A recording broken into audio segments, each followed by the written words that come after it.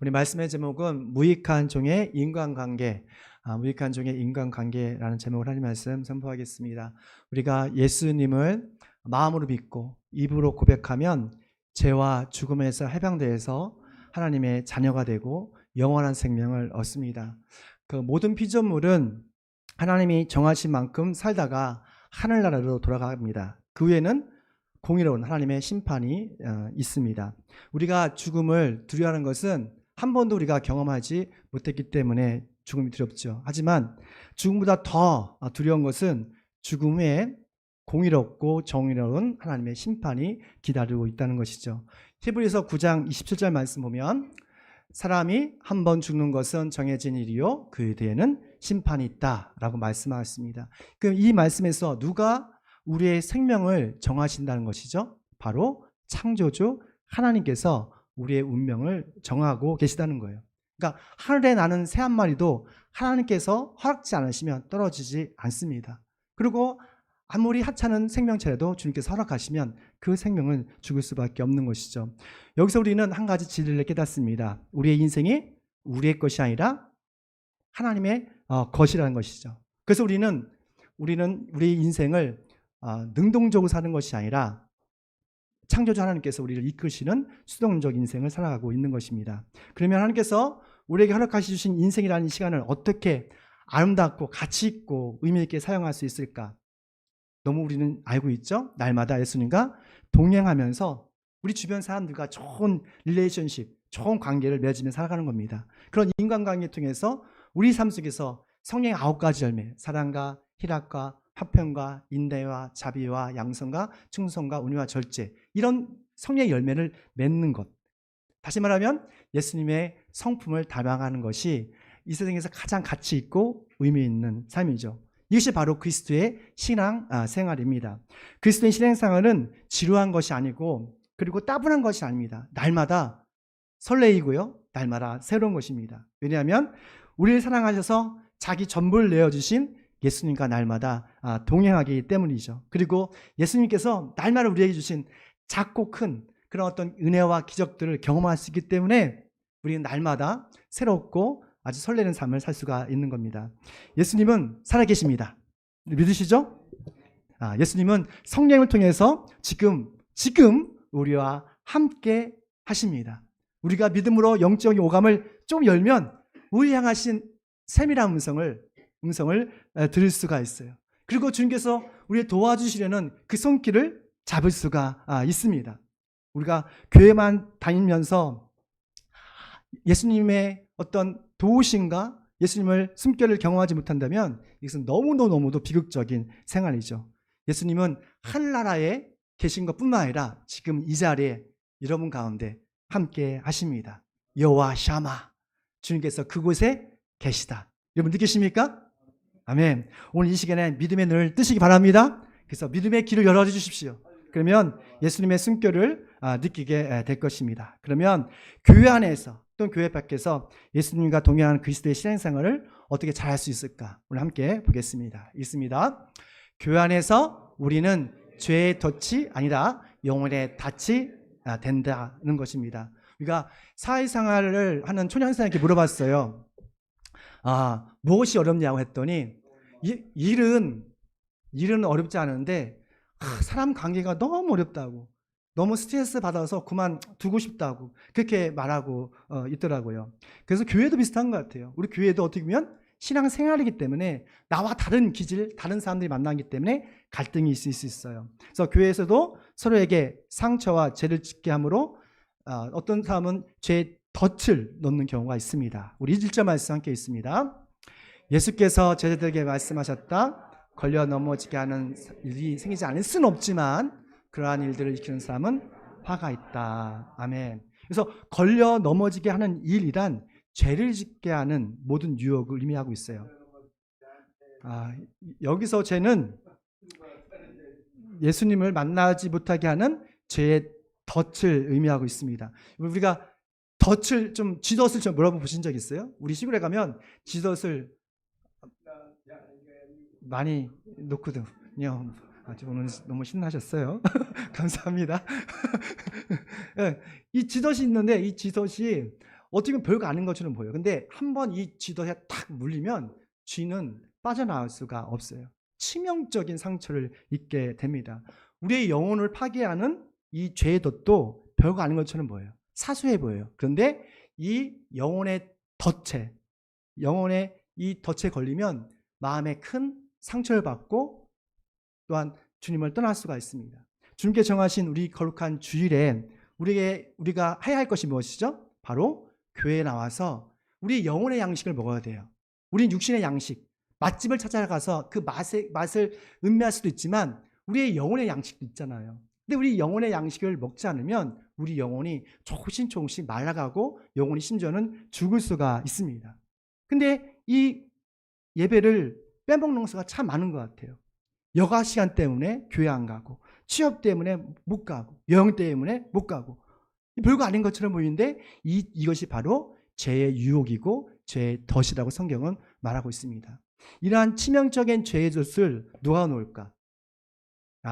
예수님에게는 주변에 있던 가장 가까웠던 제자들이 그 죄의 덫을 놓더라고요.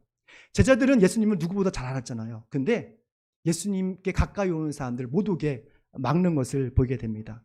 마태복음 10장 보니까 사람들이 자기 아이들을 예수님께 데려와서 축복하기로 하셨어요. 근데 주변에 있던 그 제자들이 막는 거예요.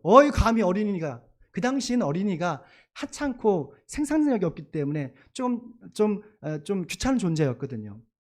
그러니까 꾸짖으셨어요. 오지 마! 저리 가! 그때 예수님께서 말씀 보면 화를 내셨어요. 예수님께서 되게 화를 안 내시거든요. 마가복음 10장 14절 말씀입니다. 함께 있습니다. 예수께서는 읽어보시고 노하셔서 저희들에게 말씀하셨다. 어린이들이 내게 오는 것을 허락하고 막지 말아라. 하나님 나라는 이런 아들은 보시죠. 지금 예수님께서 막 화를 내시는 거예요. 너희들이 뭔데? 제자들한테 너희들 뭔데 이 아이들이 나에게 오는 것을 막냐? 그러니까 제자들이 복음에 방해하는 일을 했던 것이죠. 그러니까 제자들이 어린아이들이 오는 것을 막았던 것이에요. 그게 바로 죄의 덫이에요. 우리에게 죄의 덫을 놓는 사람은 멀리 있는 사람이 아니에요. 바로 우리 주변에 있는 사람일 수가 많습니다. 그 죄의 덫에 탁 걸리는 순간 상처를 받고 아프고 또 심지어는 주님을 떠나는 경우가 있어요. 여러분 믿음으로 이런 상처들을 이겨내시길 축원합니다. 지난주 화요일에 제가 나세 총장배 축구대회를 은혜롭게 마치게 됐는데 제가 천안지방의 대표 선수입니다. 제가 윙입니다. 윙 포지션이 제가 빨랐어요. 젊었을 때는 공보다 빨랐는데 나이가 조금씩 들면서 50이 넘어가니까 공하고 저하고 스피드가 비슷해졌어요. 그래가지고 골도 2골 넣고 어시스트도 2개 했어요. 제가 저 캐트 한 장 차고 딱 했습니다. 멋있죠? 근데 골 넣고 왔는데 어떤 선배 목사님이 보자마자 야, 유 목사 그거 그때 패스해야지. 그걸 네가 늘려가 해가지고 그렇잖아. 아니 골 넣은 건 생각하지 않고 그 한순간 잘못된 것도 있잖아요. 그걸 책망하더라고요. 그러면 자기가 가서 뛰던가. 마음으로 그런 생각이 들었습니다. 말 안 하고. 근데 보면 다른 지방의 목사님들은 유 목사님 정말 잘 뛰신다. 정말 뭔가를 잘했다. 이런 칭찬해 주는데 가까이 있는 분위기 책망하더래요. 그분의 마음을 알아요. 그러니까 더 열심히 해라. 잘하라는 뜻인데 그게 좀 속상하더라고요. 네? 가끔 우리 아내와 남편도 그런 게 아닙니까? 얘가 요즘 제 몸이 좋아지고 있어요. 살이 한 1kg 빠졌어요. 여보 1kg가 좀 부족해. 그거 밥 먹으면 금방 찌는 거 알지? 아니 칭찬받으려고 조금 다 1kg 빠졌어요. 근데 그거 금방 쪄. 밥 한 끼 먹으면 2kg 돼. 그런 책망하는 소리 들었어요. 여러분 우리가 좀 격려와 칭찬해 줬으면 좋겠어요. 뭘 한다고요? 격려와 칭찬해 주십시오. 가끔 그런 사소한 말이 이 죄의 덫이 된다니까요. 마음의 상처가 된다니까요. 주님께 더 가까이 가는 것을 막을 수가 있어요. 우리가 믿음의 가족일수록 우리가 말과 행동을 더 조심해야 할 필요가 있습니다. 우리가 주님 안에서 한 가족이잖아요. 우리가 예수님 안에서 우리가 한 믿음의 가족이잖아요. 그러면 더 예의를 갖추십시오. 그게 지혜로운 거예요. 남편에게 예의를 갖추셔야 돼요. 남편이 예수님이다 생각하고 예의를 갖추십시오.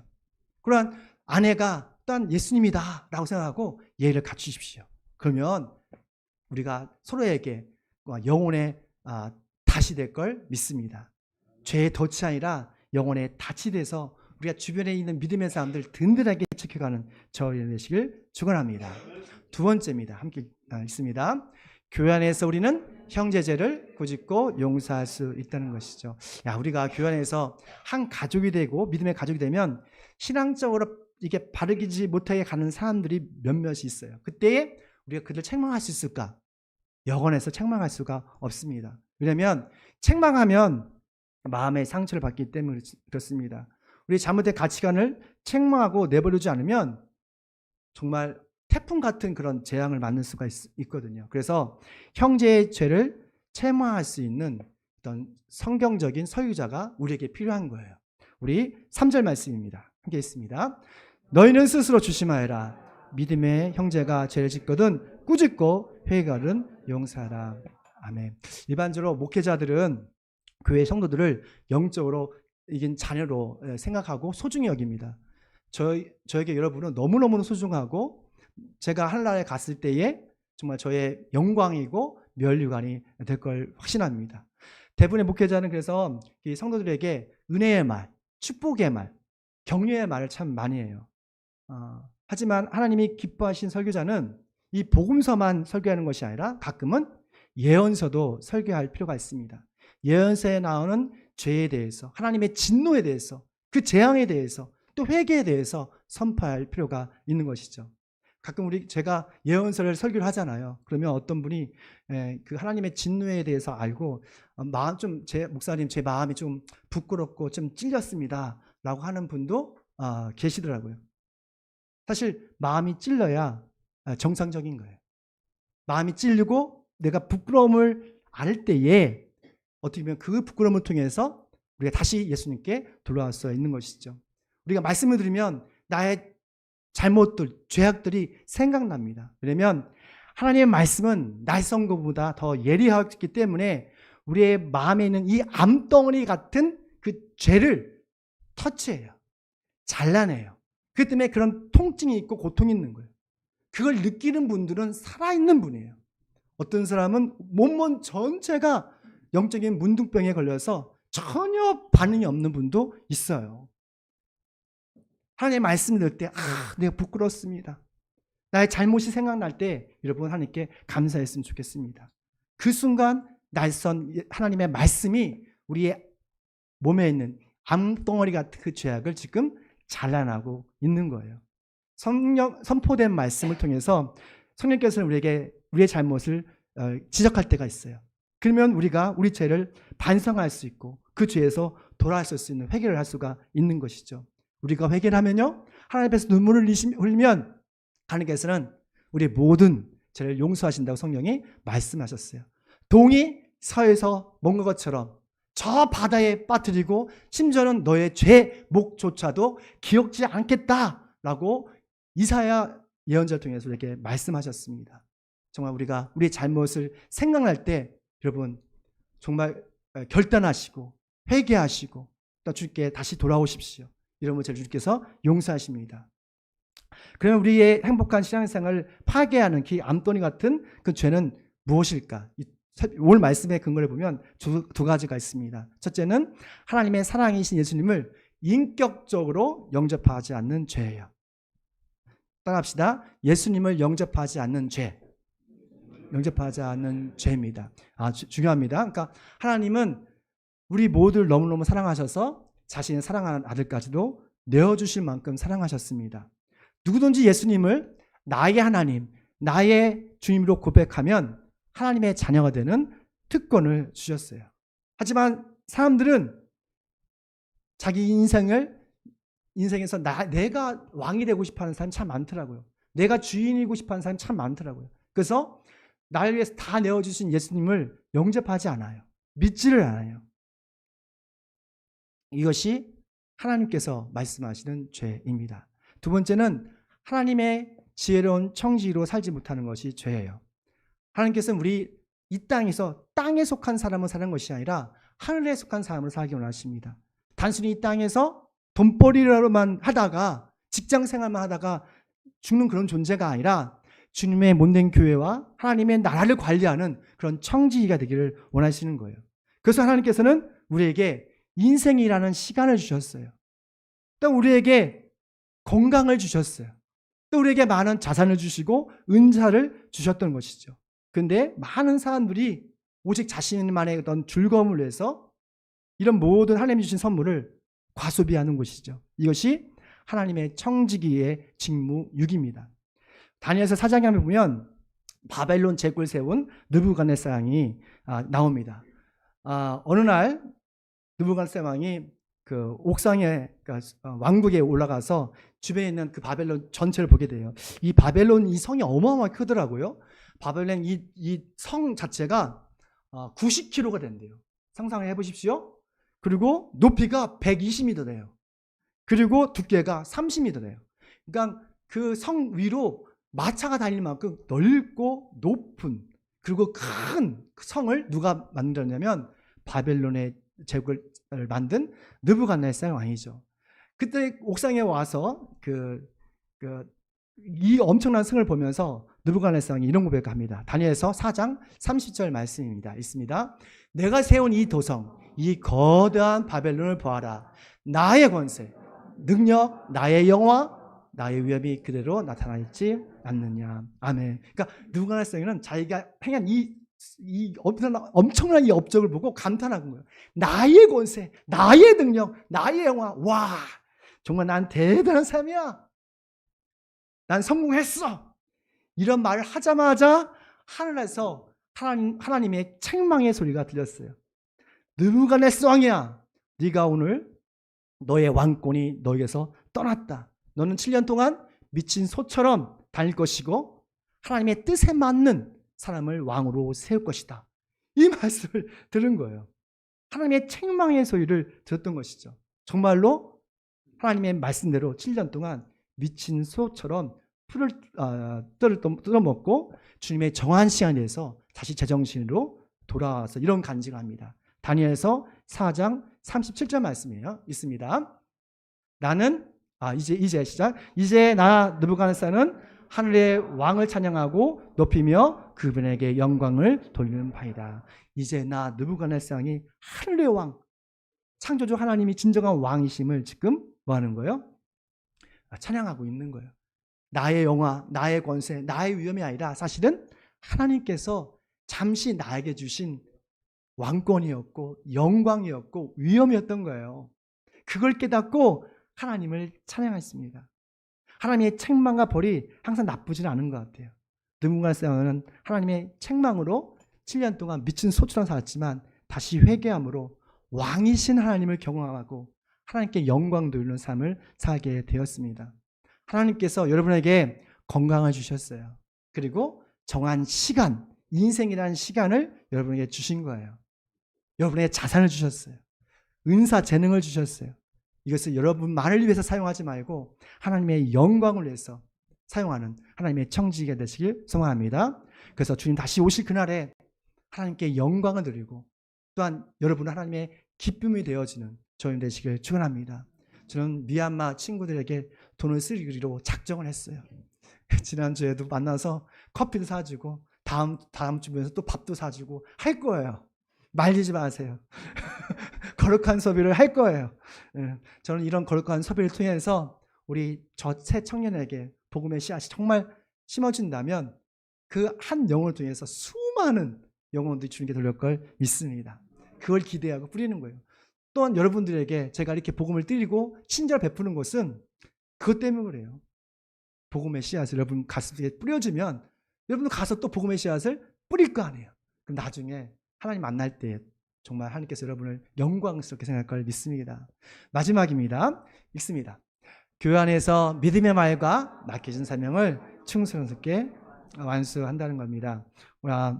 우리가 하는 믿음의 말은 단순히 긍정적인 생각이나 확신이 아닙니다. 그것은 우리를 향하신 하나님의 약속, 그 뜻을 반드시 이루어진다는 그런 강한 믿음에서 나오는 것이죠. 우리 6절 말씀입니다. 읽을게요. 너희에게 겨자씨 하나 할 만한 믿음이라도 있으면 이 뽕나무더러 뽑혀서 바다에 심겨라 하면 그래도 될 것이다. 아멘. 그러니까 사도들이 앞에서는 제자들이라고 했는데 요 말씀 보니까 6절 말씀은 사도들이 얘기합니다. 사도들이 어떻게 하면 우리의 믿음이 성장할 수 있습니까? 라고 하자 예수님께서 믿음의 힘, 믿음의 파워에 대해서 말씀하신 거예요. 그러니까 우리가 믿음의 말로 선포하면 뽕나무가 바다에 던져지라 하면 그렇게 될 것이라고 말씀하고 있습니다. 그만큼 믿음에는 뭐가 있어요? 강력한 산을 옮기는 능력이 있다고 말하고 있어요. 우리가 예수님을 전능하신 하나님으로 믿고 믿음의 말을 하면 그 말이 어떻게 되는 거예요? 현실이 되는 거예요. 여기서 놀라운 영적인 비밀이 담겨져 있는 거예요. 여호수아가 구약성경에 보면 여호수아 10장에 보면 기브온에서 전쟁이 일어났습니다. 그때 너무너무 급하니까 태양아 멈춰라, 달아 멈춰라라고 믿음으로 선포했어요. 그랬더니 태양과 달이 아주 멈췄어요. 아주 멈춘 것보다는 조금씩 움직였겠죠. 멈추면 큰일 나잖아요. 제 생각에는 조금씩 움직였을 것 같아요. 여튼 멈췄어요. 마태복음 8장에 보니까 믿음의 말에 대해서 말씀하는데요. 제자들보다 더 믿음이 있는 사람이 나옵니다. 바로 로마의 백부장이 나와요. 백부장이 아꼈던 종이 중풍으로 쓰러졌습니다. 그래서 예수님께서 그 종을 치료하기 위해서 직접 가신다고 했어요. 그때 백부장이 이런 말입니다. 주님, 나는 주님을 직접 영접할 그런 자격이 없습니다.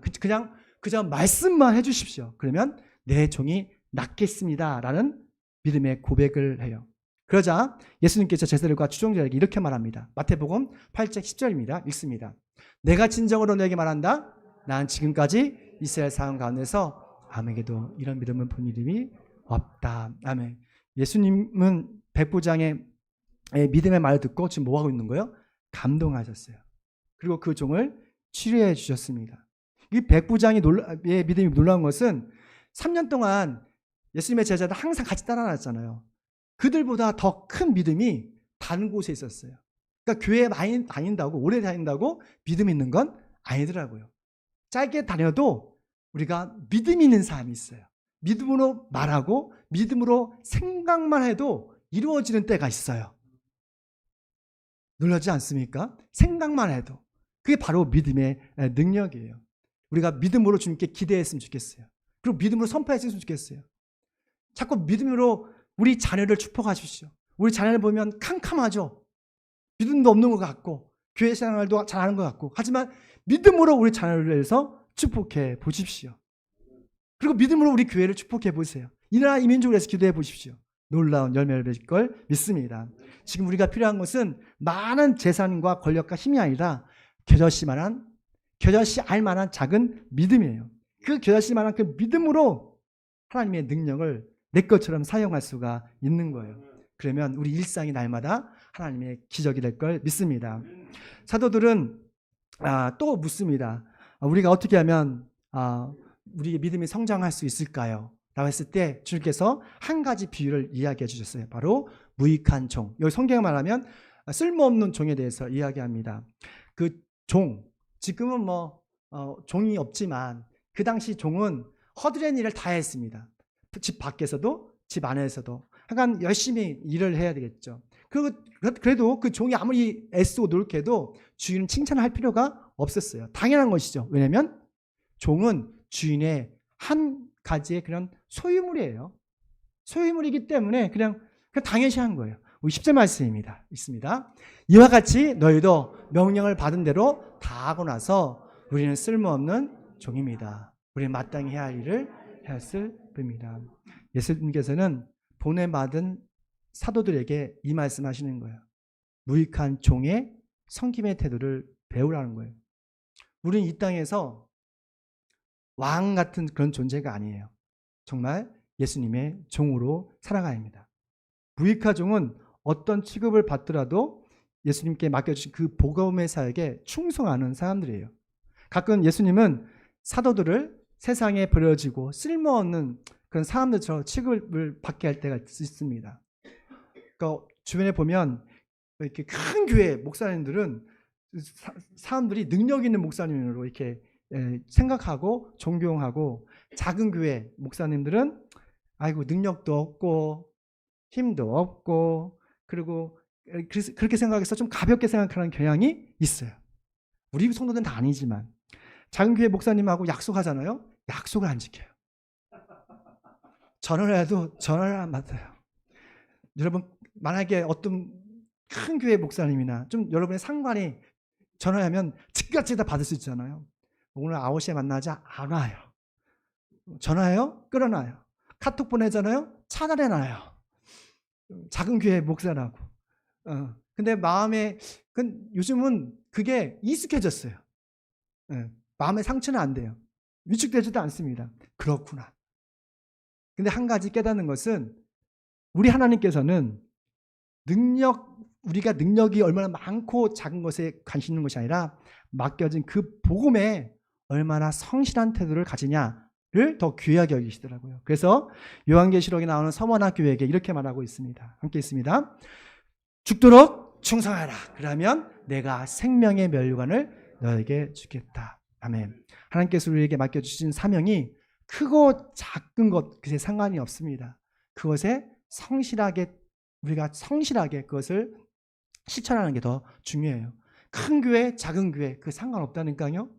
중요한 것은 나에게 주신 그 작은 교회든 큰 교회든 그걸 맡겨주신 그 사명을 성실하게 충실하게 감당하면 생명의 면류관을 주신다고 주님께서 말씀하셨습니다.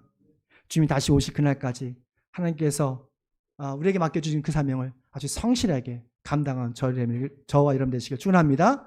그러면 주님께서 여러분의 이름을 하늘의 별처럼 빛나게 하실 걸 믿습니다. 주님 다시 오실 그날까지 맡겨진 사명에 죽도록 충성하는 청지기가 되길 축원합니다. 마지막으로 이 말씀 읽고 마치겠습니다. 우리는 쓸모없는 종입니다. 우리는 마땅히 해야 할 일을 하였을 뿐입니다. 이 고백이 우리의 고백이 되길 축원합니다. 기도하겠습니다. 우리의 모든 죄를 용서하신 하나님을 찬양합니다. 주 예수님 안에서 서로의 죄의 덫이 아니라 서로의 믿음을 세워줄 수 있는 영혼의 닻이 되게 도와주시옵소서. 또한 성령께서 말씀을 통해서 우리의 죄를 불 끓게 하시고 깨닫게 하실 때 진정으로 우리가 회개하게 도와주시옵고 주님께 돌아올 수 있는 그런 은혜를 이렇게 해주셔서 하나님의 진노와 하나님의 재앙을 경험하지 않게 도와주시옵소서. 또한 우리가 믿음으로 말하고 기도하는 모든 것이 이루어짐을 믿고 맡겨진 사명에 끝까지